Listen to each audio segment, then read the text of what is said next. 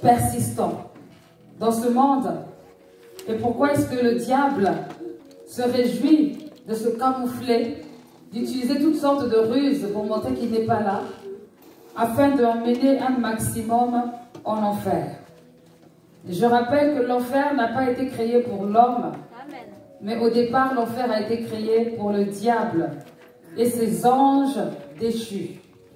C'est le lieu de tourment, un lieu où il y aura le jugement pour le méchant. C'est ce lieu de châtiment qu'on appelle le châtiment éternel.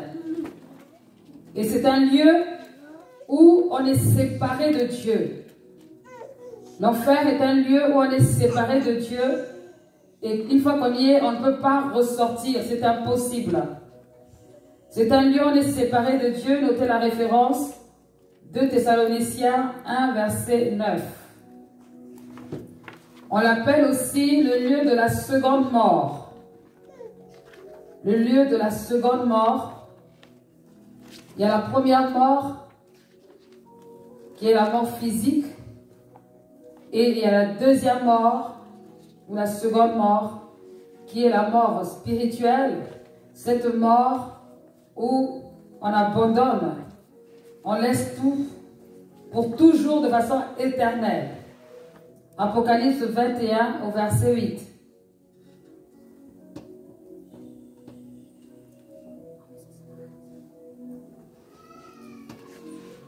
Lieu de condamnation. C'est un lieu de condamnation. L'enfer est un lieu de condamnation. Matthieu 23 au verset 33. Lieu de condamnation. Si je peux avoir de l'eau fraîche.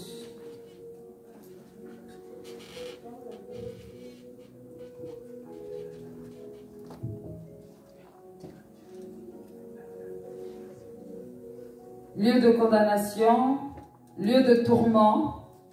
On n'est jamais en paix. On est toujours mal. On n'est jamais en paix là-bas. Et ça a été décrit dans Luc 16, entre l'histoire du riche et du pauvre. C'est un endroit où se trouve le tourment, lieu de tourment. Un lieu où il y aura des pleurs et des grincements de dents. Lieu où il y aura des pleurs et des grincements de dents. Si quelqu'un vous pose la question, à quoi ressemble l'enfer? Voici la description. Amen.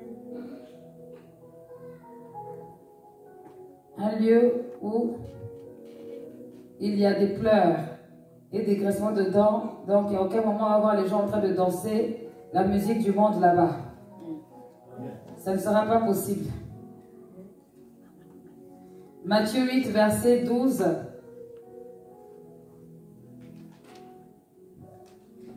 Matthieu 8, verset 12. Merci.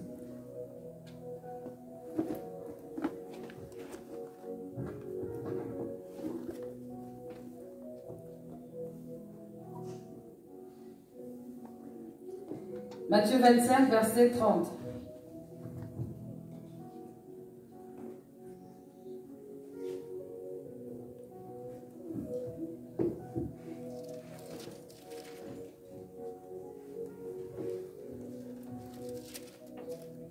C'est un lieu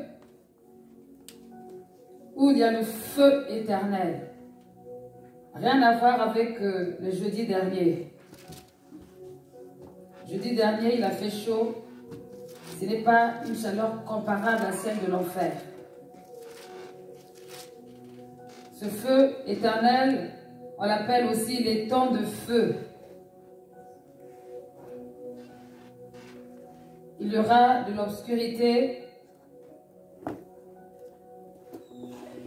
Il y aura de l'obscurité. Et vous pourrez lire Jude. D'ailleurs, nous allons le lire, Jude. Il n'y a qu'un seul chapitre. Pour vous dire de faire attention, d'être conscient de ce que l'ennemi a l'intention de faire. Et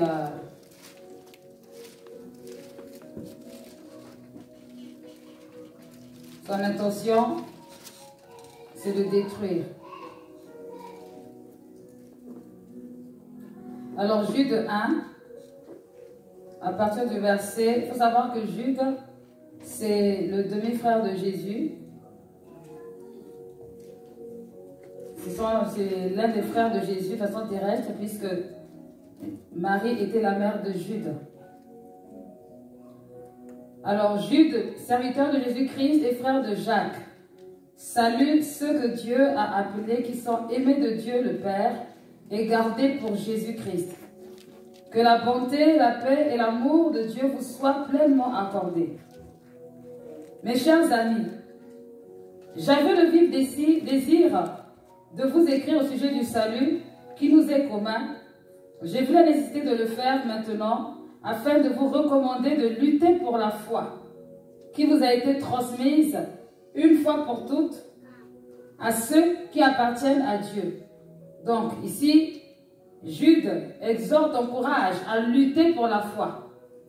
Lutter pour la foi, c'est pas parce que tu as la foi aujourd'hui que demain tu l'auras encore. Il faut que tu te battes pour garder ta foi. Parce que le mal est là pour tout faire pour t'enlever cette foi. Donc, il ne faut pas dire qu'une fois que c'est acquis, c'est fini, c'est faux. Amen. Tous les jours, il faut combattre. Amen. Quand on se lève le matin, on doit s'assurer qu'on a toujours sa foi. Amen. Et que la foi est toujours au même niveau. Et pour cela, il y a des méthodes. Alors, car des hommes dont la condamnation est depuis longtemps annoncée, dont les Écritures se sont infiltrées parmi nous, ils n'ont aucun respect pour Dieu et travertissent en débauche la grâce de notre Dieu en reniant Jésus-Christ, notre seul Maître et Seigneur. Laissez-moi vous rappeler des faits que vous connaissez bien. Après avoir délivré son peuple de l'esclavage en Égypte, le Seigneur a fait périr ceux qui avaient refusé de lui faire confiance. Dieu a gardé, enchaîné à perpétuité dans les ténèbres, pour le jugement du grand jour, les anges qui ont abandonné leur demeure au lieu de conserver leur rang. Les habitants de Sodome, de Gomorrhe et des villes voisines se sont livrés de la même manière à la débauche et ont recherché des relations sexuelles contre nature. C'est pourquoi ces villes ont été condamnées à un feu éternel, elles aussi, et servent ainsi d'exemple. Eh bien, malgré cela, ces individus font de même. Leur rêverie les entraîne à souiller leur propre corps, à rejeter l'autorité du Seigneur et à insulter les êtres glorieux du ciel. Pourtant, l'archange Michel lui-même, lorsqu'il contestait avec le diable et lui disputait le corps de Moïse, se gardait bien de proférer contre lui un jugement insultant. Il se contenta de dire que le Seigneur te punisse. Mais ces gens-là insultent ceux qui ne connaissent pas. Quant à ceux qui connaissent par instinct, comme des bêtes privées de raison, cela ne sert qu'à leur perte. Malheur à eux, ils ont marché sur les traces de Caïn. Par amour du gain, ils sont tombés dans la même erreur que Balaam. Ils ont couru à leur perte en se révoltant comme Corée. Leur présence trouble vos repas communautaires. Ils se remplissent la panse sans vergogne et ne s'intéressent qu'à eux-mêmes. Ils sont pareils à des nuages qui ne se donnent pas la pluie et que le vent emporte, que les vents emportent à des arbres qui, à la fin de l'automne, n'ont encore donné aucun fruit. Ils sont 2 fois morts, déracinés. Ils ressemblent aux nuages, aux vagues